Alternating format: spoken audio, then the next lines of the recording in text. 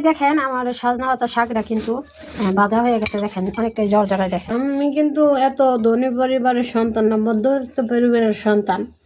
আসসালামু আলাইকুম, সবাই কেমন আছেন? আশা করি সবাই ভালো আছেন। আল্লাহর রহমতে আমি ভালো আছি। একটা মজার একটা জিনিস নিয়েছি, যে জিনিসটা অনেকে হয়তো পছন্দ করে না, ভালোবাসে না, বাচ্চা আমার অনেকটাই পছন্দের আর ভালোবাসি এই জিনিসটা খাইতে।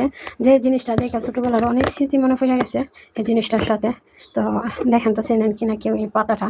এটা হচ্ছে পাতা। এটাকে আমি শাকের মতো রান্না করবো, রসুন পেঁয়াজ দিয়া শুকনো মরিচ দিয়া বেশি করে তেল দিয়ে শুকনো মশমশা ভাজা করবো। বাস এর আগে বলেন তো কেউ এই পাতাটা চিনেন কিনা? এই পাতাটা চিনেন কিনা দেখেন তো। চেনা যায়নি। এই পাতাটা হচ্ছে আপনার, আমি বইলা দিই, সাজনা পাতা।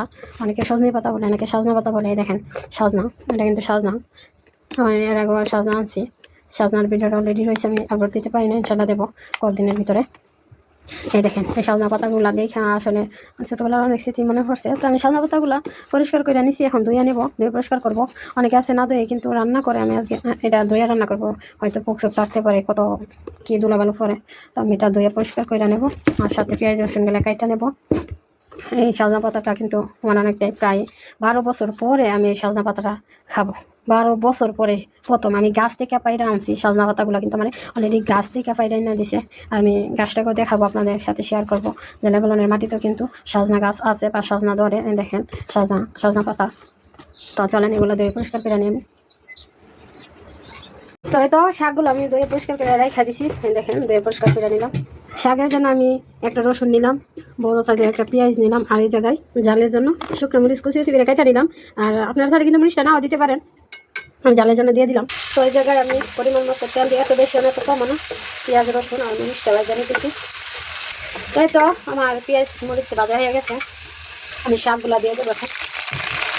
তো আমি কিন্তু শাকগুলো ডাইকে দিব না, এইভাবেই বাচ্চারা ডাইকে মশলা করবো। তো লবণ দিয়ে দিলাম, আমি পরিমাণের চেয়ে একটু কম দেবো। সজনা পাতাতে সজনা পাতার শাকে আমি যত লবণটা কম দিবেন তত স্বাদ বাড়বে। বেশি লবণ দিলে কিন্তু স্বাদ লাগবে না। আর লবণটা কম হলে কি সজনা পাতাটা বাজার করে মিষ্টি মিষ্টি লাগবে, খাইতে ভালো লাগবে। তো এই দেখেন আমার সজনা পাতার শাকটা কিন্তু ভাজা হয়ে গেছে। দেখেন অনেকটাই জর্জরায়। দেখেন দেখছেন এরকম জর্জরা মশমশা করে ভাজলে খাইতে স্বাদ লাগে। আজকে সজনা পাতা 12 বছর পরে সজনা পাতার শাক রান্না করলাম, এটা দিয়ে আত্মা বুঝা ভাত খাবো এখন। তো এই তো আমি ভাত নিয়ে বসে গেলাম খাবারের জন্য। আমি কিন্তু সজনা পাতা দিয়ে খাবো আজকে। দেখেন অনেকটাই জর্জরা, অনেকটাই কিন্তু জর্জরা, অনেকটাই। অনেকদিন ধরে মনে চাইছে, তো ভাবছিলাম এই দেশে নাই, খাবো কি করে। না সজনা আছে, সজনার গাছও আছে, সজনার পাতও আছে, বেশি লাগে টেস্ট করি। বিশ্বাস করেন আমি এবার রান্না করে সজনা পাতা একবার খাবেন, মাছ মাংস রান্না তৈয়া খাইতে মন চাইবে না, এগুলো দিয়ে ভাত খাবেন, আপনার বইরা ভাত খাবার মন চাইবে।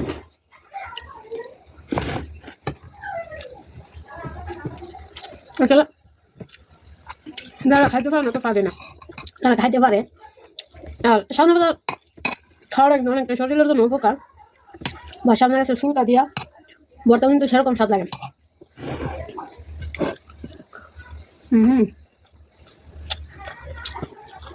এই যে বললাম সজনা পাতাগুলো দেখে একটা কাহিনী মনে পড়ছে, অনেক স্মৃতি মনে পড়ে। যেরকম ছোট থাকতে আমি কিন্তু এত ধনী পরিবারের সন্তান না, মধ্যবিত্ত পরিবারের সন্তান।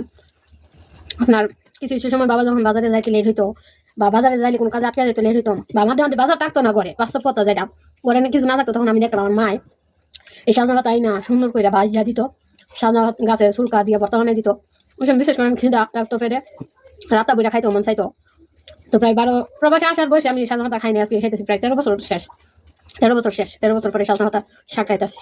আমি তো ভালো লাগতেছে বলার বাইরে, ভালো লাগতেছে। আবার সজনা পাতাটা খাইতে গিয়ে খারাপও লাগতেছে, নিজের ফ্যামিলির কথা মনে পড়ে। আজকে প্রবাসে আসছি দেখা দৈনিক মাছ মাংস যারা ভাত খাই না, আলহামদুলিল্লাহ কথা আছে, ইনকাম করলে ঘরের সবাই সংসার ভালো থাকে, সুখে থাকে। আর একজনের গাড়ি যদি সংসারটা থাকে তাহলে আবার অনেকটাই কষ্টের কারে।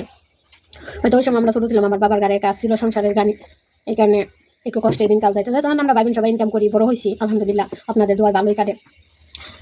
তো সবাই ভালো থাকবেন, সুস্থ থাকবেন। আমি খাওয়া দাওয়া করি, আল্লাহ হাফেজ।